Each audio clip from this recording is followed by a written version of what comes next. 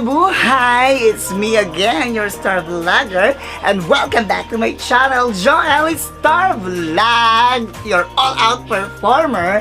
At kung bago ko lang sa channel na to, mag-subscribe ka na at i-hit mo na ang notification bell para at today's video, gagawa na naman tayo ng bagong video at magluluto-lutuan na naman tayo this morning, this day, this new life. Of course, magluluto-lutuan tayo ng Filipino style giniling. So this is my own recipe, guys. Kaya samahan niyo akong magluto right now. Pero bago ang lahat, once again, maraming salamat po ulit sa lahat ng mga nagsusubscribe at magsusubscribe pa at sa lahat na nag-watch ng aking video. Thank you so much! And of course, bago ang lahat, pasok muna ang napakagandang intro!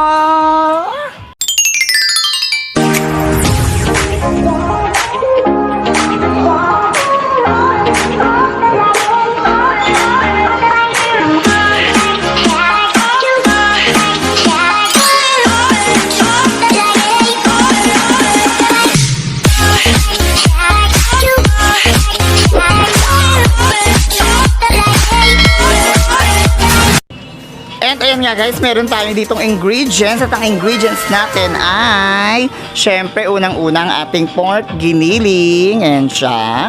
Meron tayong sibuyas, garlic, hotdog, meron tayong red bell pepper sa Tagalog, siling pokinggan, and then meron tayong dry na dahon.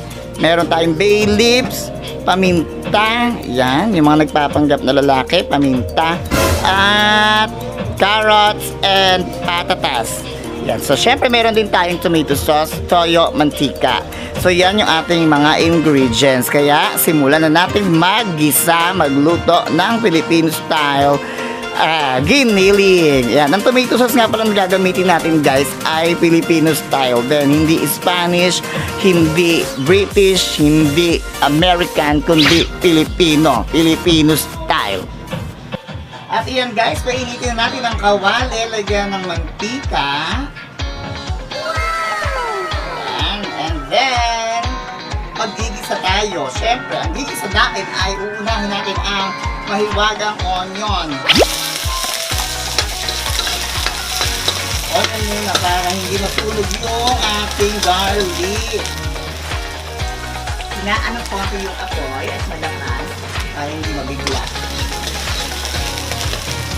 Depende sa inyo kung anong gusto nyo cut. Ako kasi gusto ko yung slice lang. Then ilagay natin yung garlic. Ayan, higit muna natin siya, guys. Isusutay muna natin siya. When you say sutay, ito yung tinatawag na sutay. Gisa. Ayan. Siyempre guys, yung iba, prepared, nilalagay nila patis. Ako, hindi, nilalagay ko is toyo. In English, soy sauce.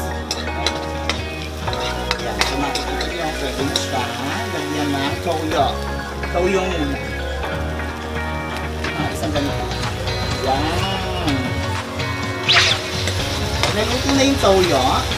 Guys, pwede natin ilagay yung pork giniling. So, nakikita nyo medyo maluluto na yung ating toyo. Ilalagay natin ngayon yung pork giniling. Ito siya guys. Pork giniling.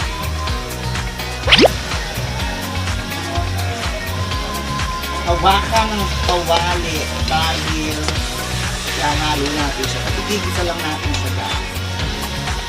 Yan. Itigisa natin siya para medyo mamantika at medyo maluto. Mabilis lang naman siyang maluto guys.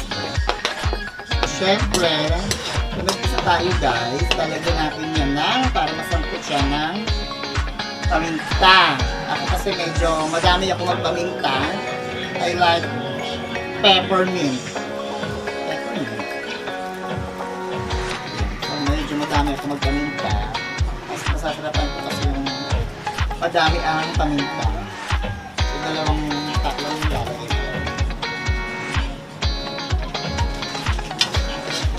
makikita nyo, nagmamantika yung ating pork giniling.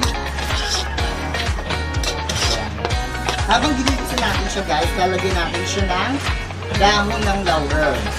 Sa English, bay leaf. Bahala na kayo, basta ito yung dahon. Huwag lang yung ibang dahon na. Then, tatakpan natin ng... At hayaan lang natin siyang maluto, kasangkot siya in a minute. At ayan na nga guys, tignan natin kung nag-mantika na yung ating pork giniling dahil sinangkot siya natin siya. So ready, 1, 2, 3! Wow! So kailangan natin haluin kasi nga baka ano siya, mag-dumikit sa ilalim ng kawali. Oh. So makikita nyo guys, luto na siya. Ang bango-bango niya, parang ako always.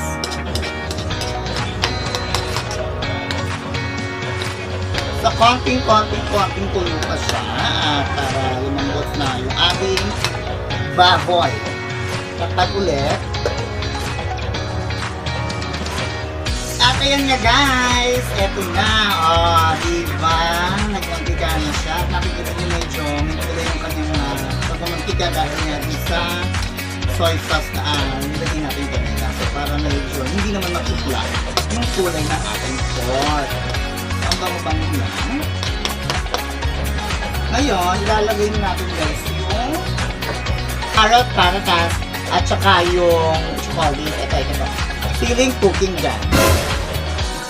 Sabay-sabay na sila. Yung siling cooking gun guys, isa rin yung nagpapabango sa ating giniling.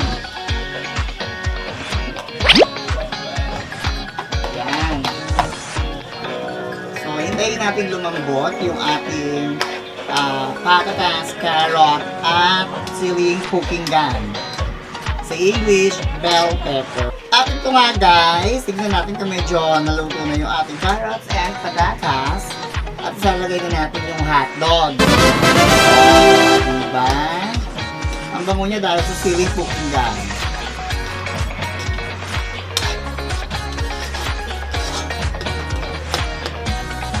Lalagay natin ngayon yung hotdog para maluto din yung hotdog. Ito yung hotdog.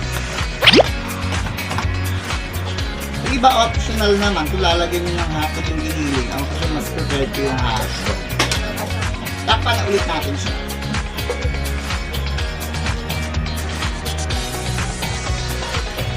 And guys, ito na nga, tignan na natin kung medyo ano na yung hotdog, yung patatas, at saka yung carrot. So medyo naluto na sila. Actually, luto na yun. O, diba? Makikita niya nagmantika talaga siya. Hindi natin siya nilalagyan ng sabaw ha. Kasi hindi naman siya sinigang. Perfect na. Then, ilalagay na natin yung tomato sauce.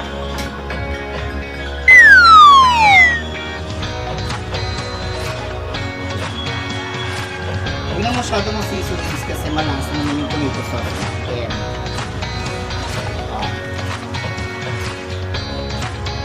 Then, haluin. Hayaan natin siyang maluto.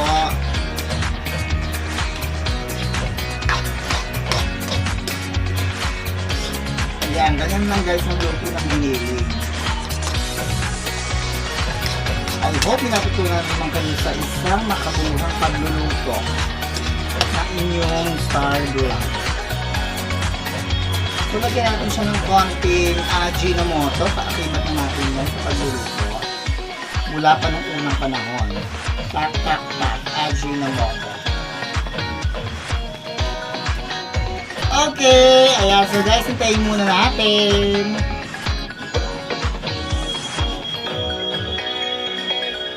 At ayan nga guys, eto natin natin siya. Ito nyo, medyo saucy. Ayan. Saucy ang ating giniling. So nagmantika kasi siya at dahil nga dun sa ating sauce, Filipino style tomato sauce dahil perfect na. Actually, luto na siya. Tikman ko lang para fresh kung ano yung lasa niya.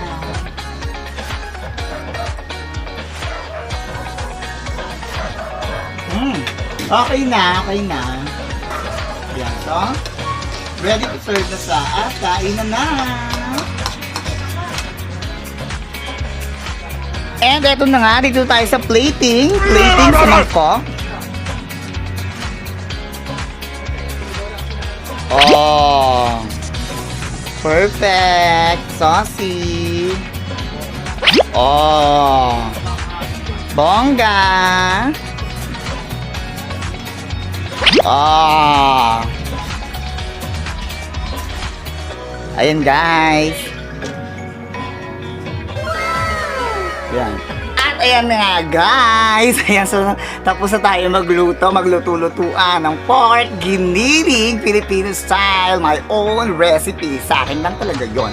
And syempre nga guys, ayan, once again maraming salamat po muli sa lahat ng mga sumusuporta sa akin, Team Kapatid, Team Blackheads United. Thank you so much for watching my videos. At sa lahat ng hindi pa nakasubscribe, mag-subscribe na po kayo at i-hit nyo na po yung notification bell dyan sa baba.